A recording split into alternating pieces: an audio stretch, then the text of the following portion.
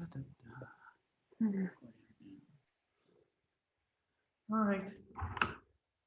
Good evening and welcome back. So, before we begin to dive immediately into the text, we need to understand some of the basic information about these Gospels. Answering some of the basic questions: who, what, where, when, even why to an extent. You should have been able to access, you were asked to bring it or to have ready to fill out a chart with some of that information, with at least an outline of some of that information, or at least a place for you to fill it out. If you don't have that, you can just do that on a piece of paper or whatnot and fill it out later. But we need to understand some of these basic facts before we can read itself. We need to, before we look into any literary work, we ask those questions. Who is the author? When did they write it? Why did they write it? What are those general answers? So, we of course will be going through and seeing that. Now, I will make these, I think they actually already are. I will make these PowerPoint slides available. I think they already are on the week 4 page. So if you have trouble seeing this, whether on camera or hearing or listening to me, you can reference those slides on there. Wait, so are they? The first question we start with is who? Who they already wrote these texts? And we're going to do this for all 4 Gospels: Matthew, Mark, Luke, and John. Now we can look at who in a couple ways. The first way is looking to it as we have received it from tradition. We have talked about some of those sources, talking about who some of these are. So who is it tradition says, the Christian tradition says, wrote these 4 Gospels? So for Matthew, it is an individual who was previously a tax collector, or in the Latin, a publicanus, one who takes out that which belongs to the res publica, to the public things, to the empire, who later became an apostle. And of course, Matthew references himself. This passage here, 9:9 and 10:3, talks about Matthew being called from his post as a collector of the tax, leaves that behind and begins to follow this Jesus, and then is later designated as one of the apostles. Some references is Mark and Luke as well, and also a reference in the beginning of Acts of the Apostles, listing the 11 apostles at least who are there. So Matthew is said to be a tax collector and an apostle. Mark is usually said to be John Mark of Jerusalem, a man who is associated with Simon Peter. The references here in some way reflect to that. A couple references in the Acts of the Apostles, a reference in the letter to the Colossians, the letter of Philemon, and the first letter of Peter. So John Mark is not an apostle, but is writing based on, according to the tradition, based on the command, the authority, the direction of Simon Peter, the head of the apostles. Luke is said to be a physician, someone who knows, understands, to some extent, medicine, healing, the general medical arts, and is a companion of Paul. Beyond the perhaps self-referential material in the Acts of the Apostles, which is also attributed to Luke, there are references in the letter to the Colossians, the second letter to Timothy, and even Philemon. The last of them is John. John, who is said to be the son of Zebedee, the brother of James, a fisherman himself, and also one called to be an apostle.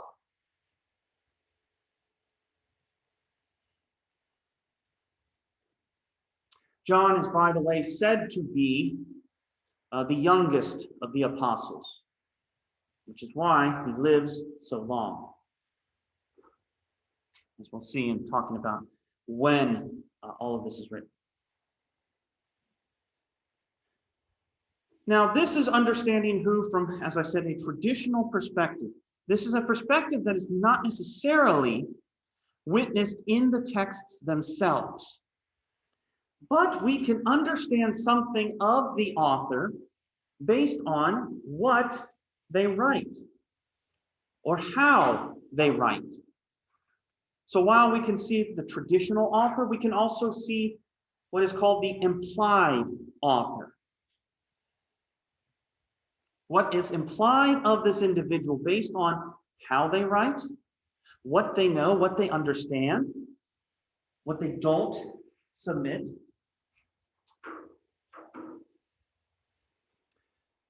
So looking at this, from Matthew's perspective, the author is said to be a multilingual early Jewish Christian. So Jewish very much in the extent not just of religious, but ethnicity as well. Remember, the Jewish religion is very much an ethnic religion. It is not per se, at least at this point, a universal. It is practiced by the people from Judea. And that has been their worship for most of their lives. So Matthew is said to be multilingual, that he can at least not only speak in Hebrew or the Latin Aramaic, but in Greek as well. Remember, the whole New Testament is written in Greek, no other language, although it makes reference to other languages, as we'll see in looking at Matthew. And looking at all of them, but especially in Matthew. Mark, meanwhile, is a bilingual Christian of perhaps the second generation. So when we say Matthew is early Jewish, that it is implied one who perhaps encountered Christ. If you're just going off of the text, not factoring in the tradition.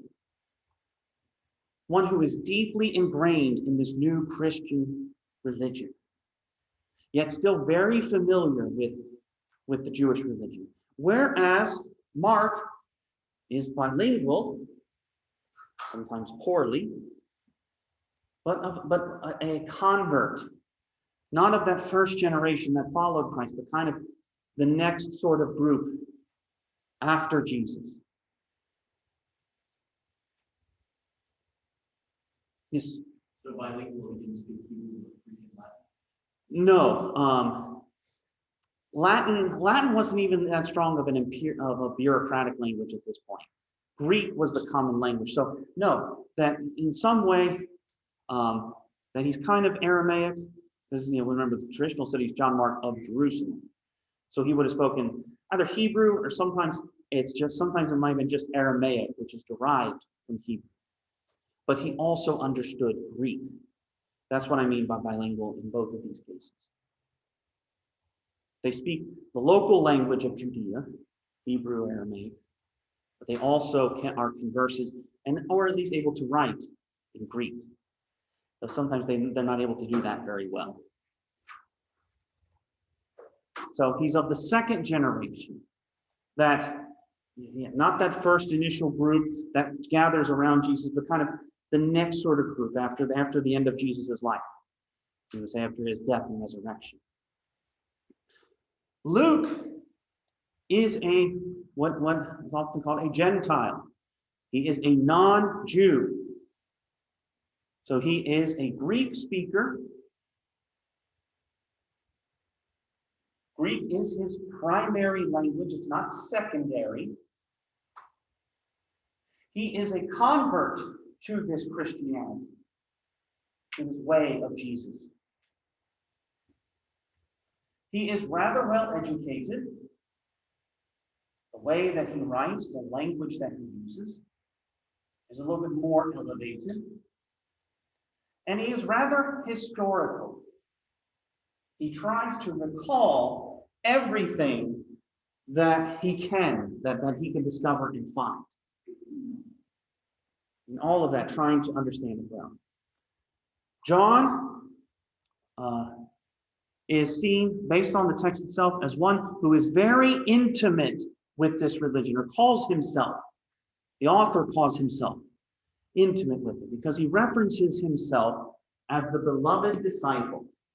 Two references there in the Gospel of John itself. That this is the beloved disciple who writes this. Not using a name, but this title. So one who sees himself as very intimately close to this Jesus. Yes? In the Bible, do they ever just outright say that they're writing, or do they just make subtle hints or references that they are the author of the book? So it's okay. At least in the Gospels, not. In the epistles, in the letters, we have it says, I, Paul, or I, Peter, because that's how a letter works. In these works, and in the kind of non-epistles, that's not the case. They weren't necessarily as concerned with authorship in that sense of, I'm the author. I, Matthew, am the writer of this gospel, or I, John. That's kind of outside of it. Like I said, there are hints, from outside. We say, especially like Matthew, for example, Matthew does play a part in there. Or John references himself in quite a few places. But nothing so far as to say, I'm Matthew, I'm writing this gospel. So like I said, that's why we have to rely on tradition as well to understand, who wrote this. But at the same time, we can see some about that individual from how they write, what they write. All right? Does that help answer your question? Good. Others? You don't have anything about the languages John spoke? Is it just Greek or? Well, it's unclear, especially because of the way the Greek in John is. So the other question that comes up, does this mean that they literally wrote it? Not necessarily. It does not have to mean that. They could be the author in the sense that they are the source from it, and they may have had a scribe write it.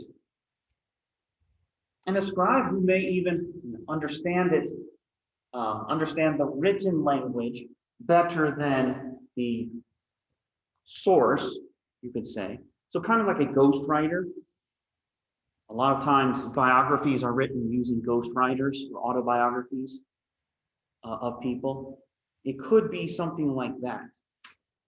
So it's unclear from the John's is simple, and we'll actually talk about that briefly. John's is very simple but rather elegant, so it's unclear. Some would apply, especially because of its lateness, that maybe that this may not be John himself like writing it down. Does that help answer that question? Anything else? Good questions. But yes, John sees himself as one intimately familiar with this Jesus. He identifies himself as the beloved disciple. One who is beloved should know and understand to a great extent what is happening in all of this.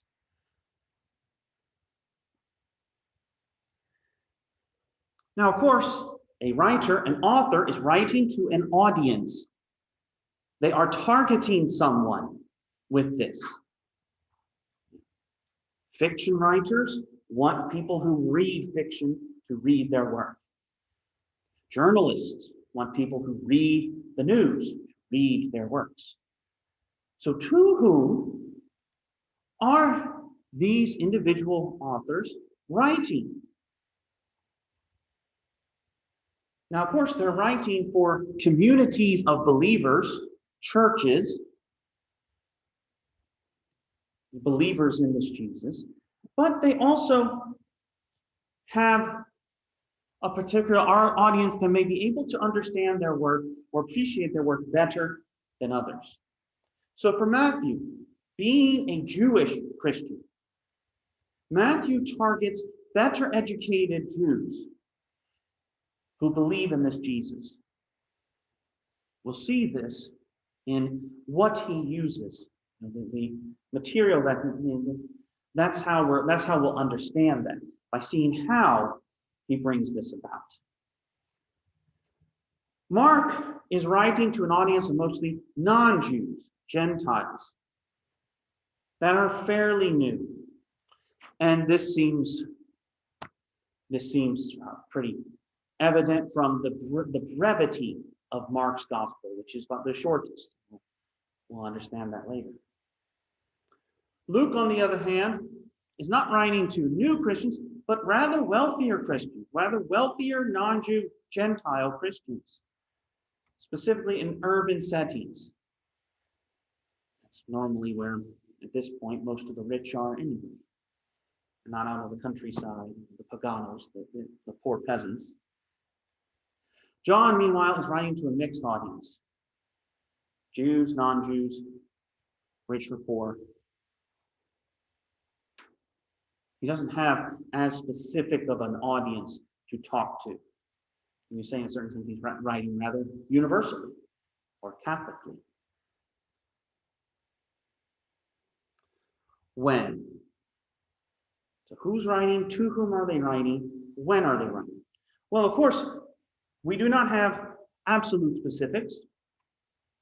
I can't point to you and say, on March 7th of the year 62, Matthew wrote and finished his gospel. No, I can't tell you that. We have a range of when these works were composed. And of course, as we talked about last class, it also depends on who you see as being first, especially among the synoptic gospels, Matthew, Mark, and Luke. So Matthew is said to be written from the late 60s to the early 70s, depending on which sort of synoptic problem theory that you believe or adhere to. Mark can be anywhere from the late 60s to the early 80s. Again, based on the theory that you hold. Which of these was first, and then the others utilized in the writing of their gospel. Luke, as we said, Luke is never seen as an early gospel. It's usually late, early to late 80s. And John is even later, in the late 80s to the early 90s, but it is definitely done before the year 100.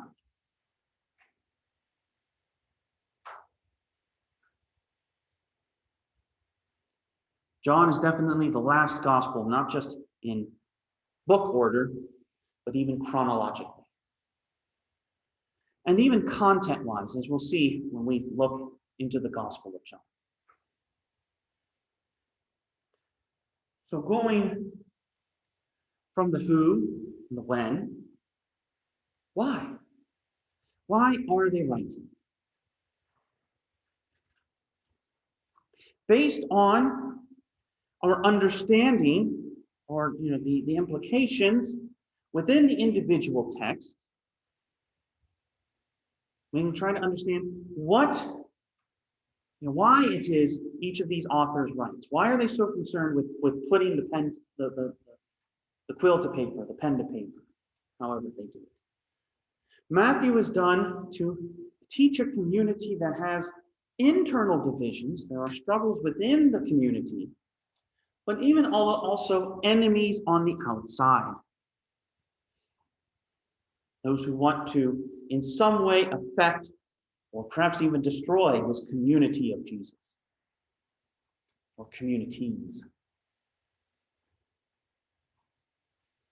Mark is writing to encourage this specific group, his specific audience, to encourage this group that is undergoing various trials and persecutions. That they are in danger because of what they believe. Because they believe in this Jesus, they are put in danger. So he's writing as a means of encouragement. Say, keep up, keep the faith, keep going. So were the, because he was writing to Gentiles, right? So were the Gentiles experiencing persecution from Jewish Christians? It's not clear, probably not.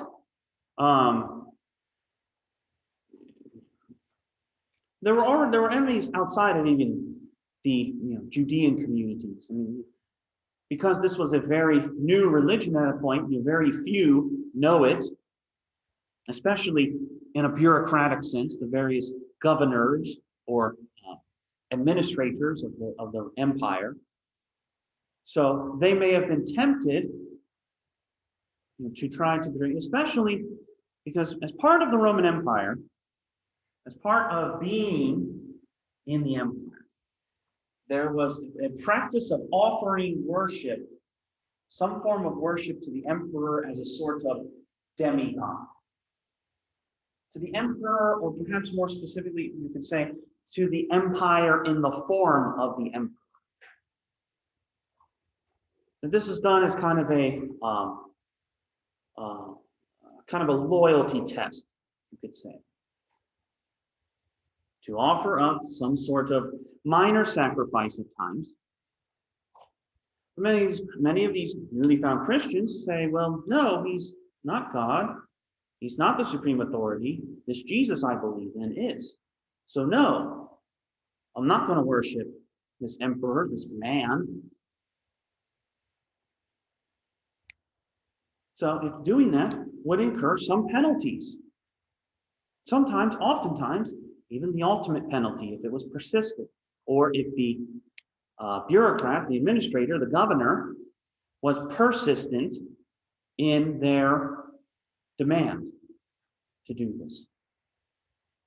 This is what leads see later to the what becomes known as martyrdom, becoming a martyr for their faith. So Mark is trying to encourage this group. It's not clear who is leading these persecutions or these trials, but they are experiencing it. They are undergoing it. Luke takes a different route.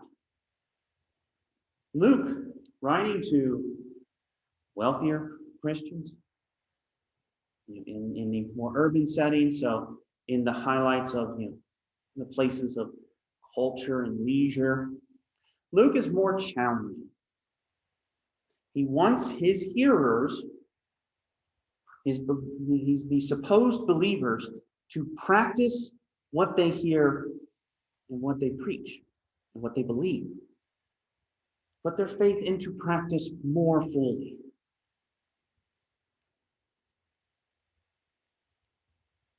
If they say, well, yeah, I believe in Jesus and all that, but they do not seem to be practicing it. They do not seem to be exemplifying it in their everyday lives. Luke is trying to kind of poke and prod them into doing it. This is what Jesus said. This is actually what Jesus said you need to do. This is what you need to do. That's what you need. So as Mark is encouraging, Luke is kind of, no, get back to me. Get back to me. John is, in a very mystical way, striving in his writing to strengthen this community that he's writing to, who's especially been ostracized by other Jews for their faith.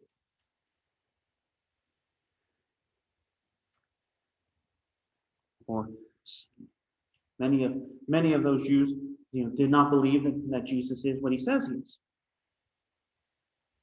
They reject it. They think it's false. So they kick out these Jesus believers. So John is trying to encourage them. No, what you hear, what you think, what you believe is true. Hold on to it.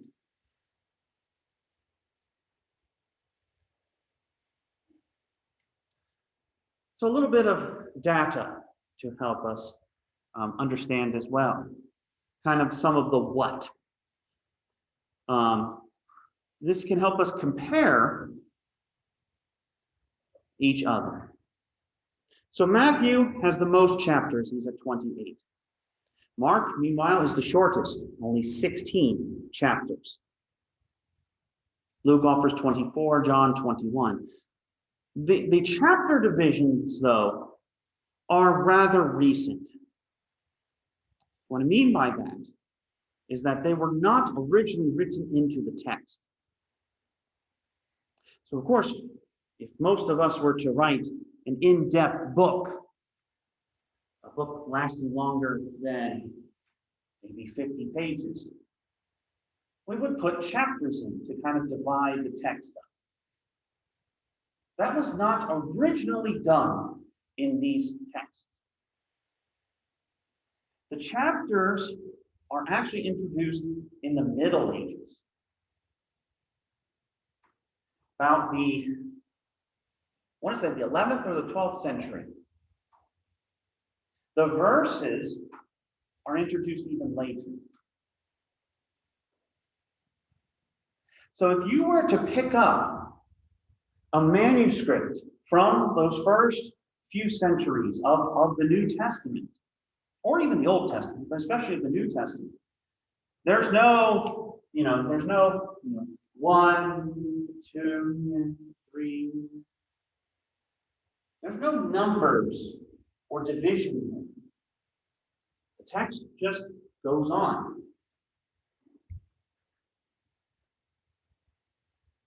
You can start with kind of a title. You say, who, according to Matthew or kata Mattheon, and then just dive right into the text. So those divisions were introduced later to make it easier to reference the work. And instead of, so if you read early Christians referencing, they don't go, well, according to Matthew 17:4 or according to John 2:25. No, they reference at least the first couple of words, the first couple of lines, according to the passage where Jesus says, "Blessed are the poor in spirit," or according to this part where it says, "Jesus gave up the ghost." So, the chapters are helpful, but they are kind of later. What's helpful to kind of understand the division of these words is the word count, the number of Greek words. And while it rather looks as if Matthew is longer because it has more chapters, Luke is actually the longest, nearly 20,000 words. Now, we may look at it and go, oh, that is so many words. How are we going to read all of that?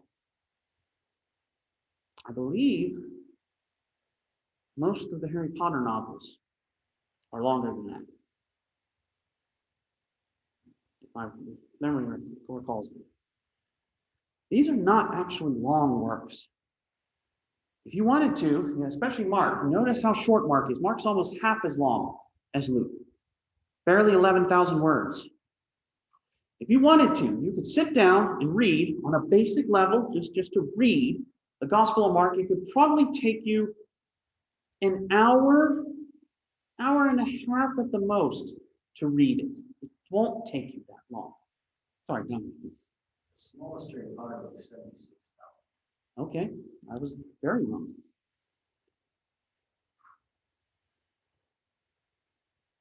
Like old, but Where we want the small stuff. thank you so much. Well, let's see, that's the early ones. What about the latter ones? Very good. They might be equal. So they might be equal to Luke. Okay, we see how we. I knew I gotta say, I should have played this one. Yes, I knew the first ones are, and then the latter ones are. So the latter ones might be equivalent to that. But yeah, the Gospel of Mark, easily be read. Very good. That's not that many words.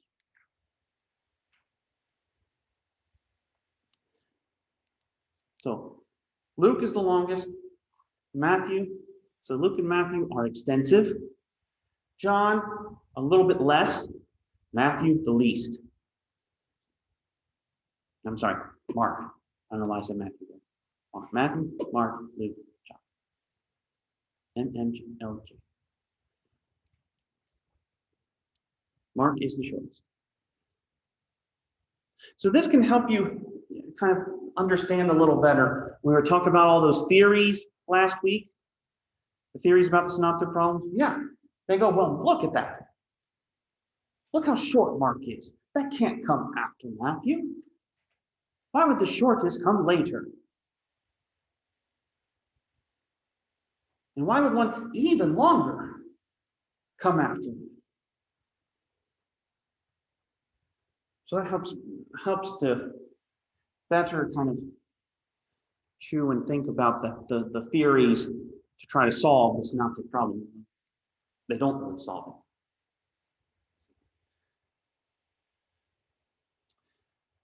Now, it's not just the words, but how one word puts the words together.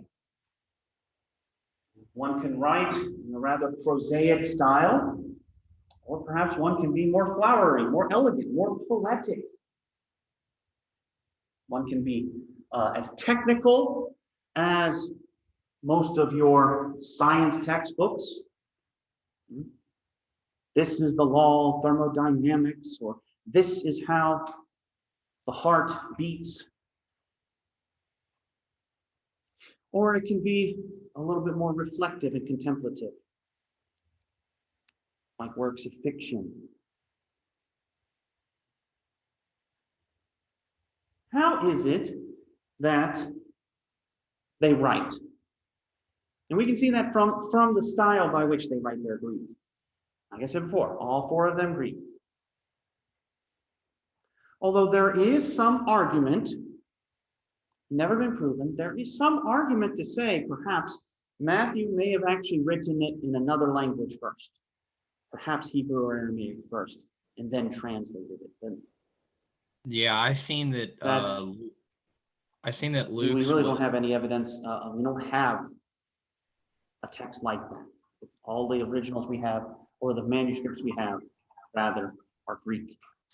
Professor Straub. There doesn't just seem like a translation more than a direct. It can sometimes feel like that, especially because, as I put here, Matthew is a Semitic influenced Greek. So it can feel like it's trying to translate either just because the writer is not an original Greek speaker, or they're just translating original text. That's why it's called that. Yes, sorry. Would that sort of kind of imply that Mark wrote all of his works instead of having a scribe? Perhaps.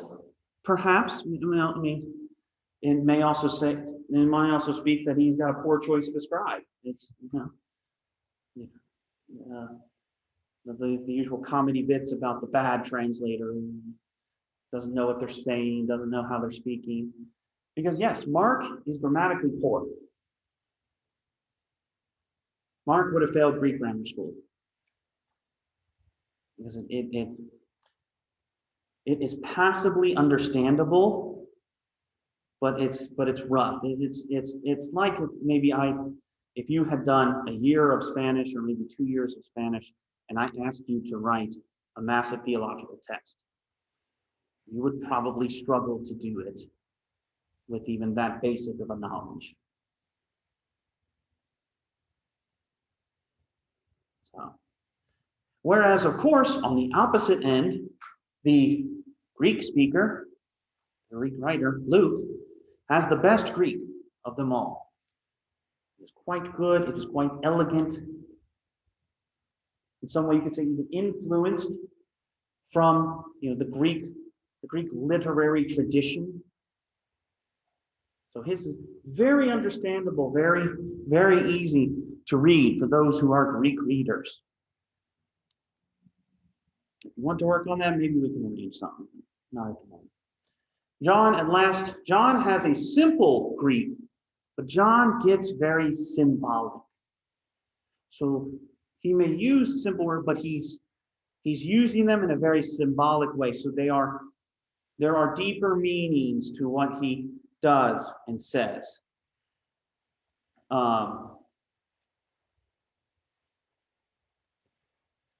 But that helps to us to understand a little bit about their style.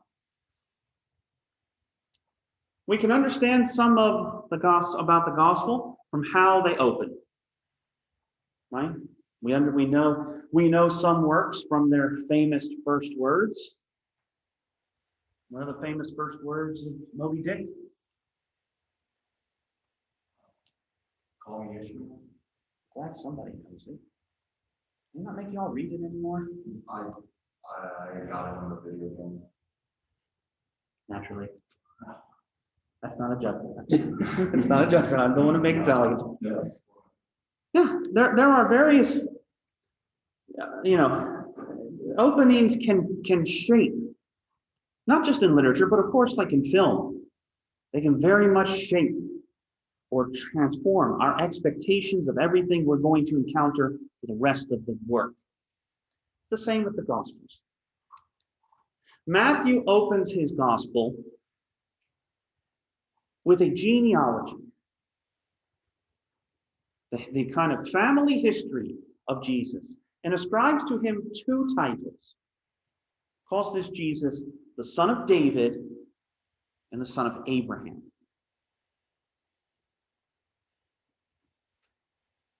Matthew places Jesus, therefore, as the end of this line of Jewish continuity,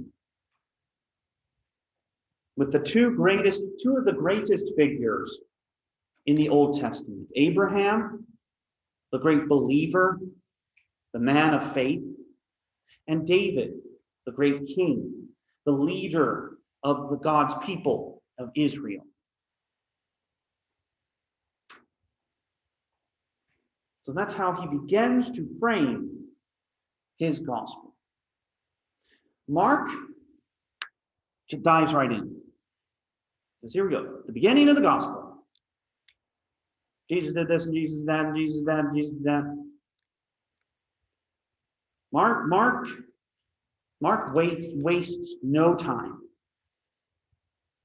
He says, we got to get going. We got an itinerary to go. We got to be here. We got to go there. We got to go there. There's no time for any stops. You're going to have to hold it until the end. And his narrative feels like that a lot too. We'll talk about that when we kind of break down each of at least the synoptic gospels later on.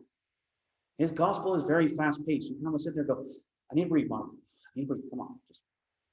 We're going to sit over here by this nice, nice palm tree. We're going to take a deep breath, and then we'll keep going. Right? Luke, being the one more studied, more historically focused, pens this kind of introductory note to an individual, one who is called Theophilus, and talks about how he wants to write an orderly account. So he does not want to leave anything out. He wants everything to be understood. Hence why perhaps his is the longest.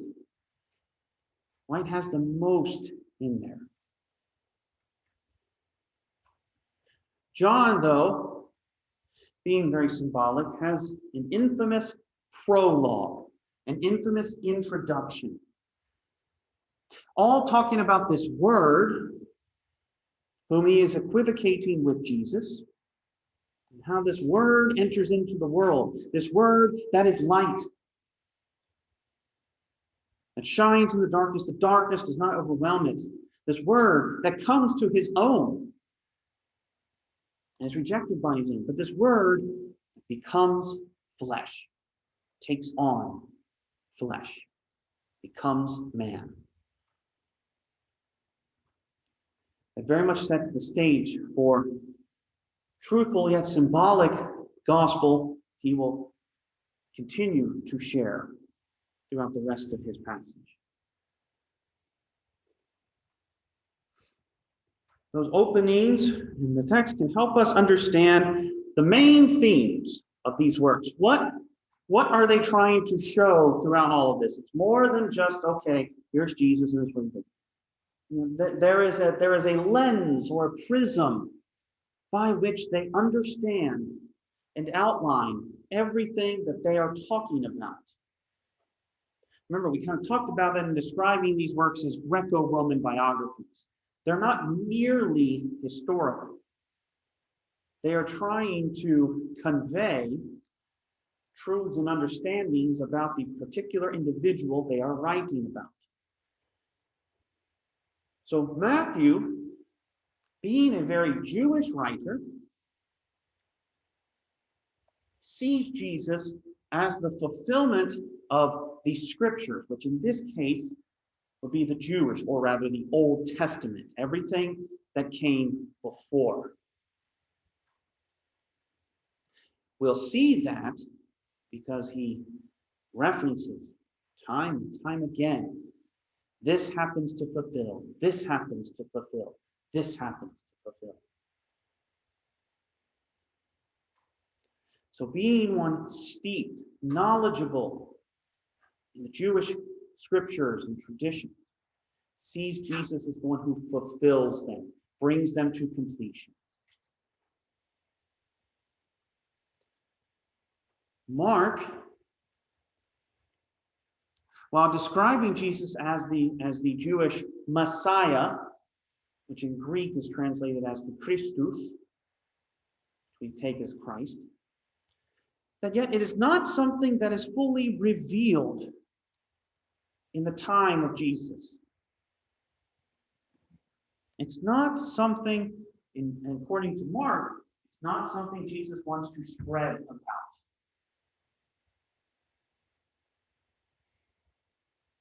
Perhaps because there are misunderstandings about what the Messiah is and what the Messiah or the Christ will do. Jesus has different ideas for what the Messiah or the Christ is and does. So in Mark, we see a lot Jesus kind of backing off. No, don't tell anybody that. Don't say that. Go quietly here. You don't need to tell anybody else. Luke, even though he is a Gentile, even though he is not one steeped in the Jewish scriptures, still sees Jesus, though, in some way as a fulfillment of the plan that God has had in mind since the beginning. So though he may not directly, like Matthew does, he may not directly reference scriptures, passages from prophets or prophecies or things like that before. He still wants to show how this all had to happen as the supreme being, as God, willed it to happen from before, from the beginning of time. All of this must happen in this order, in this way. John, in a rather symbolic way, emphasizes Jesus talking about sharing, giving to his believers, something that he references often as eternal life. That John in some way equals to a life in the name of Jesus or in the authority of Jesus. A life that starts here but is not completed or ended or done only here. There is something more on the other side of the door.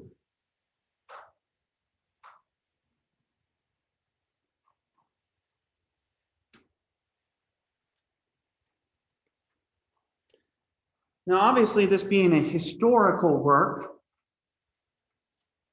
There is concern with some facts or some sort of time, but it is also concerned that these things happen somewhere.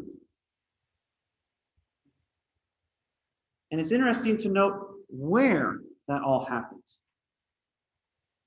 The kind of geographic focus of each of these Gospels.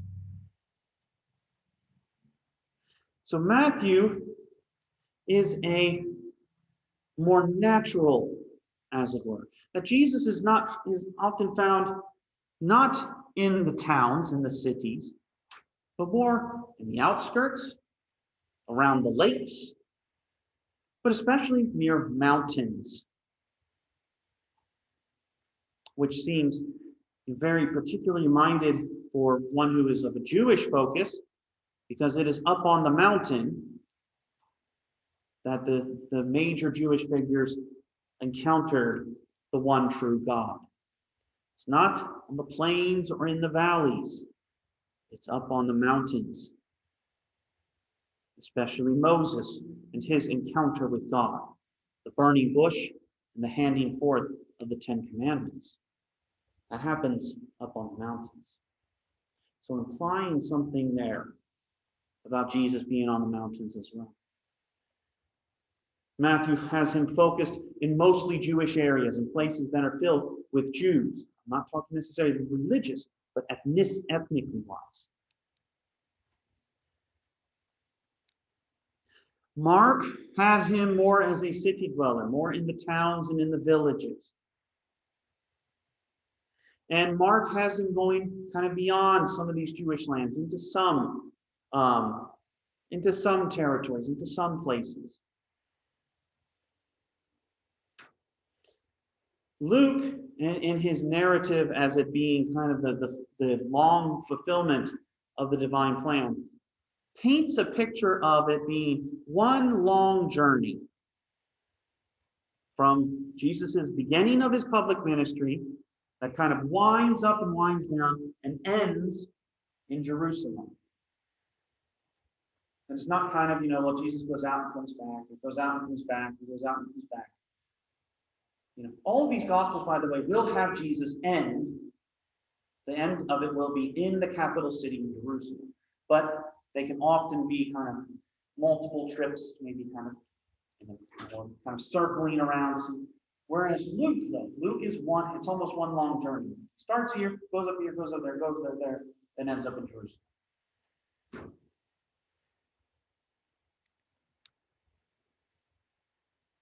Finally, John has Jesus making multiple journeys, even to Jerusalem. The synoptics, Matthew, Mark, and Luke, have Jesus only in Jerusalem once as an adult. Luke at least gives reference to Jesus going to being in Jerusalem a couple times as a child. In fact, once as a baby on the 40th day after Christmas, just a day, by the way. But most of them, the adult Jesus only goes to Jerusalem once in their narratives. John has him go there 3 times. The third obviously being the last time. Such that John seems to be more of a summary of Jesus' time on earth as being 3 years of public ministry, whereas the other ones almost sounds like it's only 1 year. Though that's not necessarily as conclusive from what the texts say.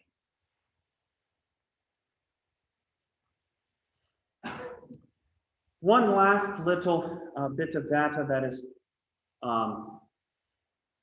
helpful not just in studying the New Testament, but even helpful in understanding Christian art, is that each of these Gospels are attributed a specific image that is attributed to that particular individual. And this is based on a passage from the book of Revelation, chapter 4, verse 7. And it writes, "And round the throne on each side of the throne are 4 living creatures, full of eyes in front and behind. The first living creature, like a lion. The second living creature, like an ox. the third living creature with the face of a man, and the fourth living creature like a flying eagle. These in Christian tradition have come to symbolize these Gospels. In fact, I believe in the cover of your text, of your New Testament text, that you will see those images on there. I believe that the central image is of Christ, and then there are 4 little images of all of them. This is a copy from an ancient manuscript. I believe it's the Book of Kells, a famous Irish copy of the Gospels. But each of them is meant to represent one of these 4 Gospels. Matthew is traditionally said to be the human, or sometimes translated as an angel. That it can be said that Jesus has a rather human appearance. And there was some argument about this in the early centuries, but the tradition has been consistent since at least the 4th century of these 4. Matthew, the human and angel. Mark, the lion. The lion is very quick, very fast to its prey. Mark is very fast to describe his gospel. Luke is an ox. An ox is strong, carries the weight, carries the load. Luke seems to carry a lot of the load in his length. John, the flying eagle, being very symbolic, being full of these symbolic terms, it's the one that seems to fly high the most. It can be hard to follow.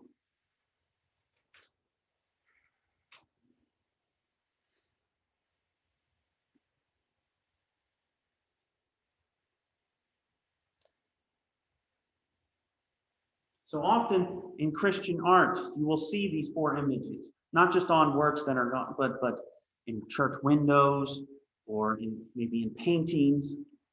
So or you may see it. You may see a picture like of a man with a book, and a scroll, and he may have the ox with him. That means it's an image of Luke. Or a young man, right, and all that, with an image with an eagle associated with him. That means it's John. It's a way of identifying them. It's also a way of kind of applying these texts, kind of reading in these spiritual or mystical senses that we kind of talked about early in class. And also a way of communicating the text without words. We must always recall the majority of humanity, taken in the sum total of history, didn't know how to read. They could see pictures, though. They could see images.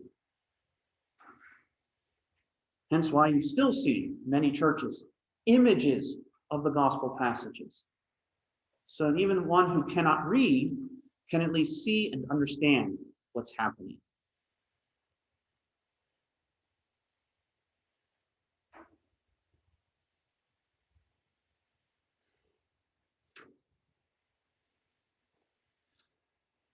So this is kind of the hard data, or the most basic data about all 4 of these Gospels. It is important to understand this table. Am I absolutely going to make you memorize it and put it on the test? No. I'm not going to be that cruel. Unless you make me. Nobody's made me so far, so don't be the first class to. But this is important to help understand each gospel in their own way. How are they different? How are they unique? And yet still understand that they are telling the same story overall. Each in their own way. We're not saying when we do all of this that they are radically different. No, it's merely the example of different witnesses to a car accident. If you're at different places, you will see something different, right? You all may see something in common, but there may be particular details that you know that they didn't see or that they saw and you didn't see. That doesn't mean they're wrong or contradictory. It's just what they got, what they heard, what they saw is no less true. But if we put it all together, we get a great picture of what they want us to tell and who they want us to know and understand. This Jesus of Nazareth, this Jesus the Christ. Yes? With Matthew, Mark, Luke, and John, I'm not saying that they all sat around and discussed it, but did they ever at any point in time run into the other or interacted with each other? We don't have notes or journals or logs.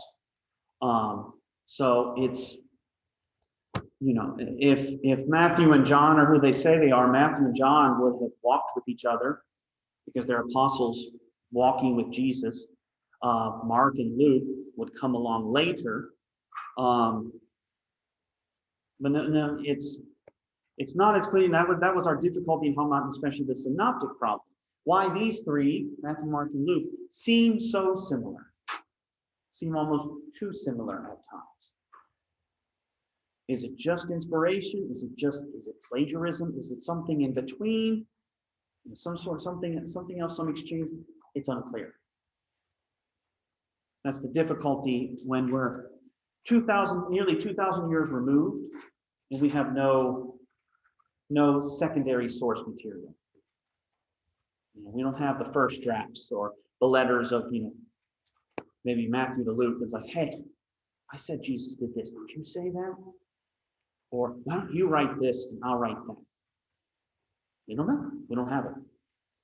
So it's something we can't be that specific and say how we got there with that. That's often the issue when trying to look at ancient works. It's hard to understand how someone got their material, who's first, who's on second. I don't know who's on third.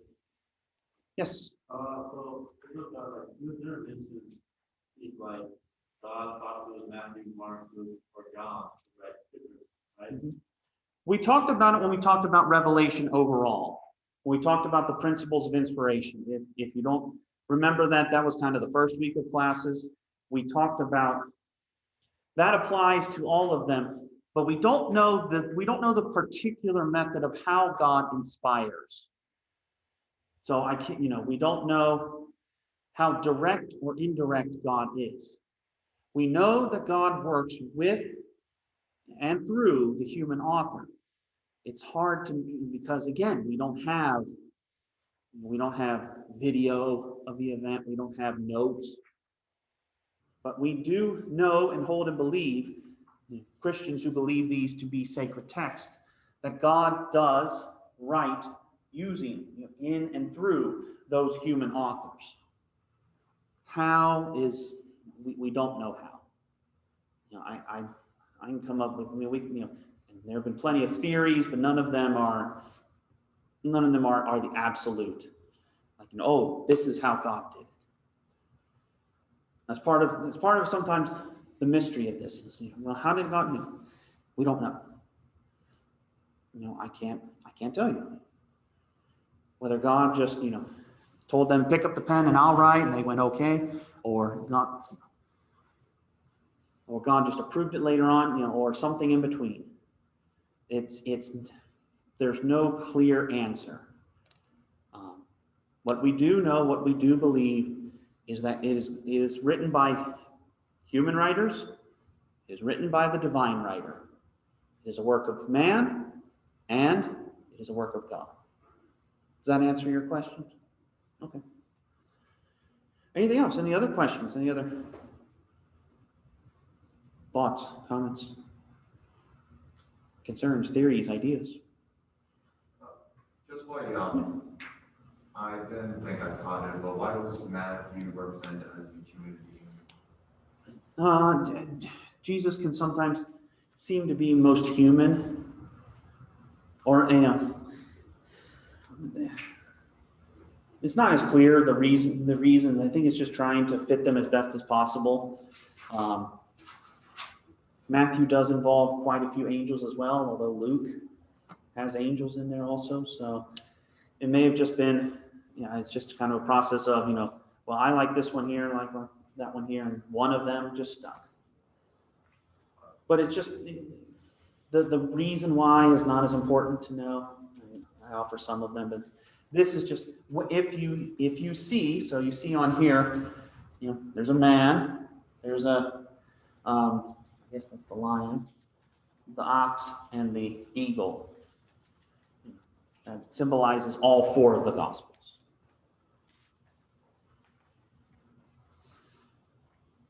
So kind of an application beyond just reading the Bible to understanding Christian art. You see these four, they're referencing the Gospels.